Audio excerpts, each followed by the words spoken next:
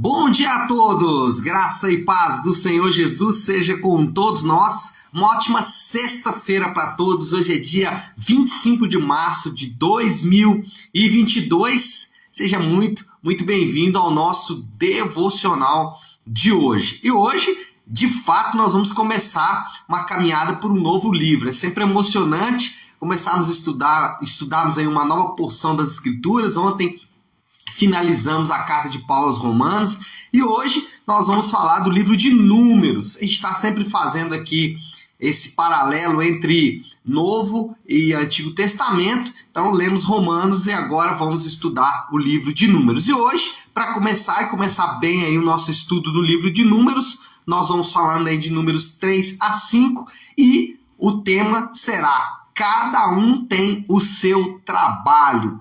Na verdade, esse tema é baseado no versículo de número 49 do capítulo 4.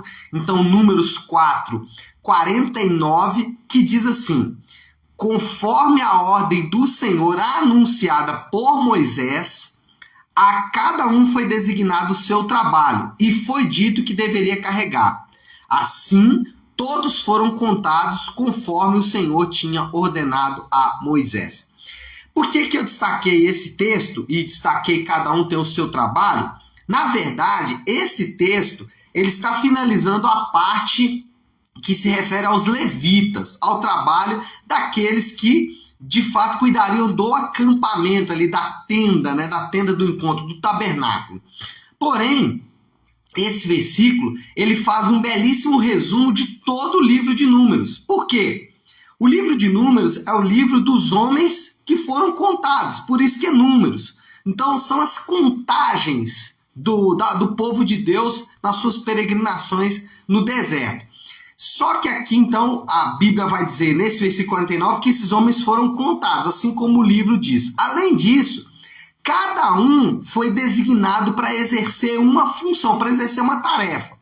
O versículo 49 é a tarefa dos levitas. Mas, se você olhar toda a leitura do livro de Números, você vai perceber que cada tribo tinha sua própria função dentro do acampamento. Então, de forma muito específica, esse versículo está tratando da tribo de Levi, dos levitas. Porém, ele é um bom resumo do livro de Números. Homens contados, cada um com sua tarefa. E aqui vem, para mim, o que me chama mais atenção. Porque é o aspecto sobrenatural do livro de Números. Fala o texto que por ordem do Senhor dada a Moisés, e depois fala que eles tinham feito tudo como o Senhor havia ordenado. Ou seja, o livro de Números também é um livro recheado de sobrenatural. Além disso, além de ser recheado de sobrenatural, ele também aborda um aspecto que, para mim, é um dos mais fascinantes da leitura da Bíblia, que é a coletividade. Ainda que hoje a fé cristã, e em muitos grupos e meios, a fé de forma geral tenha sido reduzida a uma questão pessoal, a pessoalidade da fé, a pessoalidade do que eu creio, a pessoalidade do que eu acredito, tem regido o entendimento de muitas pessoas. Não é isso que nós encontramos na Bíblia. Na Bíblia, o aspecto coletivo é sempre o aspecto que chama atenção. E o livro de Números é o livro da coletividade, é o livro que conta todo mundo, que insere todo mundo, que dá um serviço para todo mundo. Então eu gosto desse aspecto coletivo. Bom, algumas considerações importantes que a gente tem que fazer desse versículo, da tribo de Levi e também das outras tribos. Primeiro, todos têm um lugar no povo de Deus. O livro de Números coloca cada tribo na sua posição no acampamento. Se você ler aqui os capítulos anteriores, e depois se você quiser fazer um estudo, você vai perceber que a tribo de Levi era a tribo designada para carregar o tabernáculo, literalmente. Mas cada uma das outras 12 tribos, cada uma era posicionada 3 ao sul, 3 ao norte, 3 ao leste, 3 ao oeste, montando ali uma espécie de proteção ao tabernáculo. Então, quando eles iam andar, eles andavam nesse bloco de 12 tribos divididas em 3 em cada posição, mostrando que cada uma tinha a sua própria posição no acampamento. E quando a gente chega no Novo Testamento, nós encontramos o belo ensino de que todos têm alguma coisa para fazer na igreja.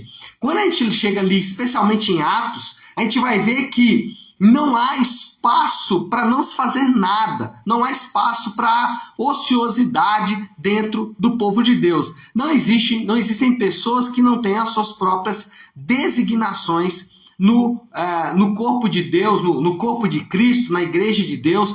Todos têm o seu próprio lugar, é isso que a gente encontra ali no Novo Testamento. Eu me lembro de alguns anos atrás, quando eu estava ainda na minha fase inicial ali, minha separação ao pastorado, e aí acompanhando o meu pastor nos seus discipulados, eu me lembro de um indivíduo que chegou para ele e falou: pastor, eu acho que eu não tenho nenhum ministério na igreja, porque eu não sei pregar, eu não sei cantar, eu não consigo tocar nenhum instrumento, na verdade não gosto nem de receber as pessoas, eu não sou bem humorado ali para ficar sorrindo para as pessoas e tal. E aquilo me chamou muita atenção. E aí depois que acabou ali o discipulado com esse irmão, eu falei com o pastor: nossa, pastor, que coisa difícil, né? A pessoa não sabe o que fazer, né? Ele falou assim: Leonardo, o problema não são aqueles que não sabem o que fazer ou que acham que não tem o que fazer. O problema é aqueles que não querem cooperar. O problema não são aqueles que não sabem o que fazer. O problema são aqueles que, de forma voluntária, escolhem não fazer nada. E aquilo me chamou muita atenção. De fato, isso é preocupante. Todos têm seu próprio lugar, todos têm a sua própria tarefa para ser executada na igreja de Deus. Em segundo lugar, então, se todos têm um propósito, o povo de Deus também tem um propósito claro. Cada tribo ela tinha que ser posicionada num ponto estratégico. Cada tribo devia ficar num lugar, não é porque está dando na cabeça de Deus colocar a tribo de Judá em determinado lugar, a tribo de Issacar em determinado lugar, a tribo de Dan em outro. Não, cada uma tinha o seu próprio propósito de estar naquele lugar, inclusive os levitas. Os levitas, eles tinham que ficar ali por um propósito, não era porque eles eram a tribo mais bonitinha, mais destacada, não. Cada um tinha o seu próprio propósito ali no acampamento do povo de Deus. Quando a gente vai ler a Bíblia, a gente vai perceber que nós temos pelo menos 35 metáforas sobre a igreja. Por exemplo, a igreja é chamada na Bíblia metáfora de corpo de Cristo, essa talvez seja mais conhecida. Outra bem conhecida é a noiva, mas a igreja também é chamada de edifício, de templo, a igreja é chamada de lavoura. Enfim, nós temos 35 metáforas para se referir à igreja no Novo Testamento. Mas a gente pode resumir todas essas informações no que nós podemos chamar de os propósitos bíblicos para a igreja. Aqui alguns vão divergir em termos de número, alguns vão falar que são 5, outros vão dizer que são 6, mas eu prefiro trabalhar com o número de 4, que alguns autores vão usar. Esses 4 propósitos bíblicos para a igreja, eu usei uma linguagem aí um pouco mais corporativa, porque no mundo corporativo você tem o DISC. O DISC é a forma de você fazer uma análise do perfil da pessoa. Então, a gente usa aqui para descrever os propósitos bíblicos para a igreja o DASC. O que é o DASC? Discipulado é um propósito bíblico para a igreja tem que discipular. Adoração, todos os membros da igreja, toda a igreja precisa ter um estilo de vida que adore a Deus. Serviço, e aqui alguns autores vão divergir, porque uns vão dizer que serviço e evangelismo estão separados, missões estão separados, mas a gente coloca serviço e evangelismo como serviço, como servir uns aos outros, e o último, comunhão. Então esses são os propósitos bíblicos para a igreja, é aquilo que Deus disse: olha, esse é o motivo de vocês existirem. Então esses são os propósitos bíblicos para a igreja: discipulado, adoração, serviço e comunhão. Então, todos têm o seu próprio lugar na igreja, cada um deve executar uma tarefa. Segundo, nós temos propósitos para isso, para que isso acontece, para que as pessoas são colocadas no seu lugar, e aí são 4 propósitos: discipulado, adoração, serviço e comunhão. Mas todas as tarefas são sobrenaturais. Não existem tarefas no corpo de Cristo, não existem tarefas na igreja de Deus, no povo de Deus, que não sejam de cunho sobrenatural, de cunho espiritual. Por isso também existe uma guerra espiritual para que isso aconteça. Por quê? Porque, de fato, a atuação de cada membro no seu lugar, no corpo de Cristo, ela tem um aspecto sobrenatural. Ali, quando a gente olha para o acampamento, todas as ações de serviço dependiam do mover sobrenatural de Deus. Eles estavam no lugar, acampados, mas avançar dependia do mover da nuvem. Só quando a nuvem se movia, eles podiam se mover. Ou seja, eles dependiam do mover sobrenatural de Deus. E a igreja, ela é uma demonstração natural da ação soberana de Deus. Não existe nada que comprova um Deus sobrenatural mais do que a igreja.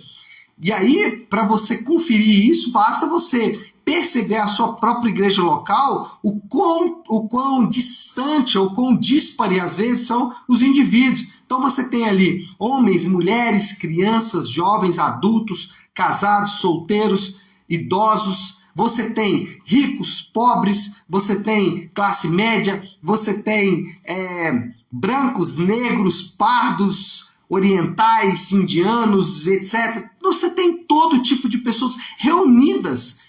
Como essas pessoas podem se reunir? O que chama a atenção dessas pessoas? Como essas pessoas podem se juntar? O que leva essas pessoas a se juntar? Elas não são da mesma nação, não falam às vezes a mesma língua. Como essas pessoas podem se juntar? Elas se juntam com um propósito sobrenatural, que é a morte de Cristo na cruz. A cruz, ela é o ponto central, o que une essas pessoas a algo de muito sobrenatural. Talvez uma analogia para a gente tentar entender essa ação sobrenatural de Deus é o carro. Um automóvel, ele existe não por vontade própria. Ele existe porque alguém colocou as peças, cada uma no seu lugar. Ele colocou a roda no lugar da roda com um propósito específico. Ele colocou o motor no lugar que colocou com um propósito específico. Então o carro, ainda que ele existe, ele não existe de maneira autônoma. Ele existe porque alguém colocou as peças no lugar que colocou, com o propósito que colocou.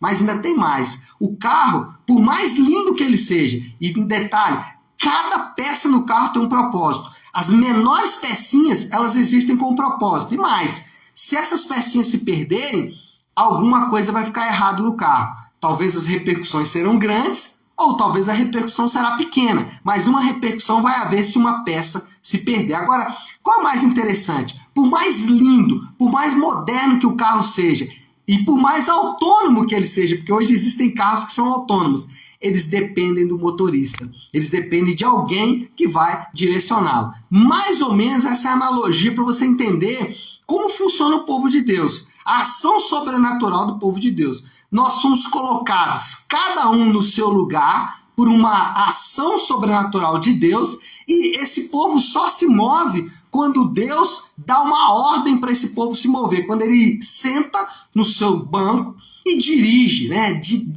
Literalmente dirige esse carro, ainda que cada um tenha o seu propósito, ainda que cada um tenha a sua própria função ali dentro desse carro. Então essa é uma analogia para tentar entender esse aspecto sobrenatural do povo de Deus. Tá certo, meu povo? Acho que deu para a gente falar bastante aí do que nós vamos ver aí pelo número de livros. Pelo livro de números, né? Deu para a gente ter uma ideia boa. Qual é a moral da história, então? O povo de Deus é formado por diferentes tipos de pessoas com propósitos objetivos de Deus. Então, o povo de Deus é formado por pessoas distintas, mas com propósitos bem definidos da parte de Deus, e aí é o aspecto sobrenatural. Qual é o desafio, então? Qual a aplicação final para nós orarmos? O desafio do Léo desta sexta-feira é: descubra o seu próprio lugar no povo de Deus. Você tem o seu próprio lugar no povo de Deus. Então descubra qual é esse lugar. Agora, não fique preso a isso. Muitas vezes a gente perde tanto tempo tentando descobrir qual é o nosso lugar e acabamos não fazendo nada. Ou acabamos perdendo tempo. Não, tenta descobrir o seu lugar. Mas enquanto você não descobre, vai se aventurando, vai servindo em outras posições. Talvez você vai conseguir encontrar seu lugar mais rápido do que você imagina. E às vezes Deus pode estar te desafiando também para você ser usado em áreas que são fora da sua zona de conforto. É muito legal quando você vê, por exemplo, vou dar um exemplo aqui, tá? Um advogado servindo a igreja na área dele, na área do direito, ajudando a igreja com seus estatutos e tal, né? Até nós temos a nossa querida Lu, né, a Neia, que nos ajuda tanto ali com a sua parte de advocacia. Isso é lindo, mas é tão lindo também quando você vê um grande empresário, um advogado, um contador, alguém que tem uma vida profissional destacada, mas que resolve servir em outra área na igreja. Então ele resolve, por exemplo, receber as pessoas na porta quando elas chegam, ou ele resolve, por exemplo, ajudar na preparação dos alimentos. A nossa igreja faz comida para tudo. É muito bonito isso. Descubra o seu próprio lugar no povo de Deus, descubra o seu próprio lugar no acampamento. Tá certo? Vamos orar? Sexta-feira é dia de encerrar o devocional com a oração do Pai Nosso. Então nós vamos orar juntos a oração que o Senhor nos ensinou, a oração do Pai Nosso. Vamos fazer isso? Pare um instante o que você está fazendo e vamos juntos buscar a Deus em oração. Pai nosso que estás nos céus, santificado seja o teu nome. Venha o teu reino, seja feita a tua vontade, assim na terra como no céu. Dá-nos hoje o nosso pão de cada dia. Perdoa as nossas dívidas, assim como perdoamos aos nossos devedores. E não nos deixes cair em tentação, mas livra-nos do mal, porque teu é o reino, o poder e a glória para sempre. Amém. Amém, meu povo? Bom, então é isso. Nós vamos ficando por aqui. Deixe-me só dar aqui alguns avisos importantes. Primeiro deles, hoje às 20 horas é dia de Connect de Casais. Então você que é casal e quer participar do nosso Connect de Casais, hoje às 20 horas. Amanhã, 18 horas, nós vamos ter o culto Gerações. É o culto do nosso Ministério Gerações, que engloba kids, juniores e também adolescentes e jovens adultos e os jovens pais também desses nossos filhos. E no domingo, às 10 da manhã, nós temos o culto de celebração na nossa Igreja Nasce. Se você quiser mais informações, pode mandar aí no meu direct que eu posso te ajudar com todas essas informações, tá bom? Deus abençoe, ótima sexta-feira para todos, excelente final de semana, fiquem com Deus.